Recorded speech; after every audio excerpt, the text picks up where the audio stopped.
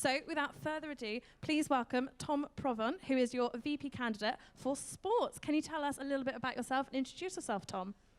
Hello, ladies and gentlemen. My name's Tom. I'm running for VP Sports Development. I've been on the Athletics Union Committee for the past 2 years as martial arts rep. I have become so involved in all of the different activities within the AUC and want to take it a step further to the position of VP Sport.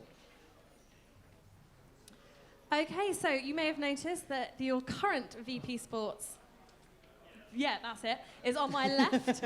Jamie, you're here because obviously it would be a bit unfair to make Tom talk to me about sports. So can you tell us a bit about yourself? Yeah, of course. I'm Jamie. I'm the current Vice President of Sports Development, and I've got about 5 months left on my role before I hand over to whoever follows. So yeah, that's why I'm here. Okay, so are we all ready for the first question? Bring it on. So your first question is, what do you feel constitutes an ideal sports development candidate? Okay, I think the ideal person for the role is somebody without too much bias, yet just as much knowledge. It can be a problem. Often people in the sporting world will be very biased to their sport, whether it's football, rugby, hockey. They'll come in with lots of knowledge about the AUC, but will be somewhat biased towards their specific area. Whereas then you can have other people who will have no bias, but then will come in with not as much knowledge. I think somebody who is humble about the position. You are a servant of the sporting community, whether it's the big AU clubs or even just people who use the gym once a week. I think you've got to be very, you must serve the student population. It's not a leader position, it's a servant position. Okay, Jamie? Yeah, again, there's so many issues that come up, and it does range from very recreational users in the gym all the way through to talented athletes who are on the Focus Sport programme or going off to European Championships. And again, you have to treat them all fairly. Your time, you are there to represent every single and the broad range of people taking part in sport. So again, that's a very good trait to have. And just to come back to one final quality, if we can, Tom. Okay, I would say you've got to be passionate about what you do. Sportsmen get where they are because they are passionate people. They love doing what they do. Whether it's any sport, everybody will share that same passionate feeling for whatever is their chosen sport or fitness activity. And I think it's universal to have that trait. And I think a candidate going up for VP Sports Development should also be sharing that trait with everybody else. And Jamie? Yeah, it's not just passionate about what you do, but passionate about making sure that you want to make a difference, want to improve people's lives, be it in a healthy way, encouraging them to live a more healthy lifestyle, or to encouraging them to participate and go all the way to international, Olympic, whatever level of sport suits them, and pushing themselves to that limit. Okay, so your next question, Tom, you've got the first one over with, you can relax a bit. Why should sport have more space or resources in the union compared to the other zones? I think on the whole there's a deficiency all across the board, which I think something that, yes, the sports development position has to address, but also the union president really has to address. But why sport in particular? Numerous reasons.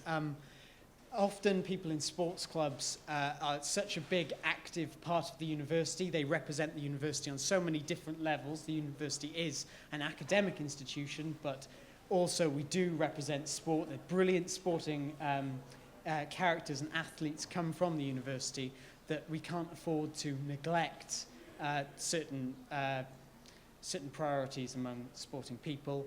And I would say that sport is underfunded currently. I mean, I doubt anyone would disagree with that within the sporting community. But I'd say it is an equally important part to all the other zones. However, we do still need to keep pushing it. And what do you hope to do to push that? I mean, with union representation of the union president, myself, and any of the other sabbatical officers, I think taking a no-nonsense stand with staff members. I know it can be very appealing to lots of people. As soon as you get in a role, first big job after university, and you immediately surrounded by all these staff, and you might just be very subservient to the other staff and say, well, actually, this is how it is, and this is how it is. But no, you need to make sure you represent the students. You need to make sure that you come in with those policies, with those ideas, with the hopefulness of representation, that you follow up with all of those things when speaking to members of staff. You get your passion through to the staff, and they will respect your ideas. Okay, and Jamie, do you disagree with that? Do you agree with that? There's some areas I definitely do agree with. On the funding side of things, having sat in funding meetings for 2 or 3 weeks in the first term to go through 650 odd applications, I can completely agree with the resources and money behind sport being slightly less. Again, I agree with how it's equal across the board, but maybe a bit more obvious in sport because of the vast travel that they have to do. Some clubs have to travel to Plymouth 3 times for one season, which is obviously a very long way to go. And when you're taking 25 guys for a rugby team, you need more than just the one minibus. So that's how the travel expenses build up. But space-wise, I think sport gets a lot. It gets a lot that is dedicated to it through Wide Lane and all the rest of it. However, union spaces like performing arts, they need a lot of space as well. They need the same space as a sport, and you do have to come to a balance, but it's something that you can always push to try and increase the amount that is available to them. Okay, so we're talking there about pushing the amount that's available to them. So obviously this needs money. So the union has a finite pot of money. So how would you sort of look to other sources of funding if you are elected?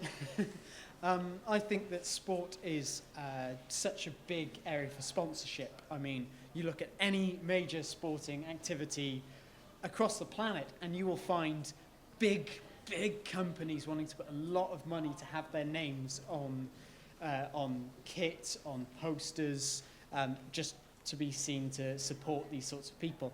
I think the idea of pushing these big companies, saying, look, we've got an awful lot of people who'd be interested in being employed by you. We've got an awful lot of people interested in,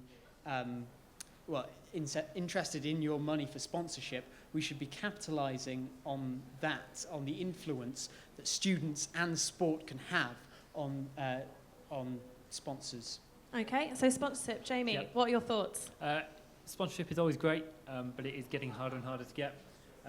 We've been trying this year to look at alternative revenue streams, and sponsorship has been one way that we have been looking at it. It has proved very hard to find a sponsor. And KPMG this year, they've been fantastic. They've agreed with us a new deal, but it was slightly less money than previous years. They did want to withdraw, not quite completely, but a lot more than they actually did in the end. But it is becoming harder to find sponsorship, and it may be that we have to look at a new structure for implementing sponsorship, but it's definitely a good way to go. Okay, so Jamie mentioned there it was obviously a bit tricky to find sponsorship. So would you ever consider an athletic union fee being introduced? I believe there was a fee a long while ago before sports moved into the Students' Union. I disagree with the idea of an AU fee.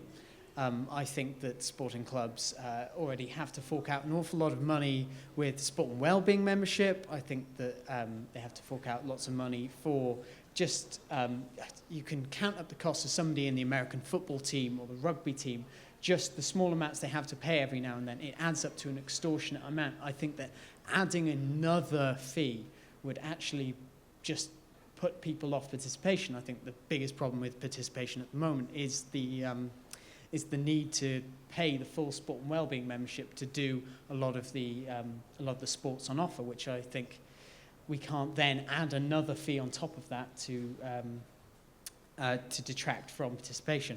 However, to address other areas of funding, I think that we need to keep, like what I said about the start about passion, I think we need to keep that passion in campaigning. We need to take people who are directly passionate about their sports and take them straight to the people who can offer us money. I think that rather than passing it up the chain through a manager who will then represent a policy onto a possible sponsor, I think you get in the really passionate people who just want to play their sport and show the sponsors that ground level enthusiasm. And I think that is a tool that we need to use more. Okay, Jamie, what do you think about that? I agree. AU fees here would not be applicable. Other universities, they work really well, but because of the way that the structure works currently, it just unfortunately would not work here. There does need to be a different way of increasing money. I agree as well that sport costs to join clubs is extremely high for some. Others are a bit lower, but they on the whole have lower costs, less travel, or not quite so much expensive equipment, for example. And therefore it's fair that they pay less to join that sport. And we just need to find another way of finding sponsorship which hopefully keeps the cost down for students. Brilliant. Okay, so your final question, you'll be pleased to know. What have you liked and disliked about VP Sports Development during the past few years? I have disliked everything that Jamie Wilson has done. No, honestly, I think the past VP Sports have been fantastic. I have not met a harder working person than Katie Lightowler. I think she has been absolutely fantastic. And Jamie, again, has taken up that mantle and taken up those responsibilities incredibly. I think if you get the chance to read my manifesto, I think you'll see the areas that I differ from Jamie and Katie. I think on the whole we agree about a lot of the policies within sport. However, the focus of our policies tends to vary. For example, in my manifesto, I think we need to be taking a better communication structure to things like sport and well-being. Because at the moment, like I said, with passing the enthusiasm onto sponsors, also passing the problems and the frustrations we have onto managers within sport and wellbeing, within the student union.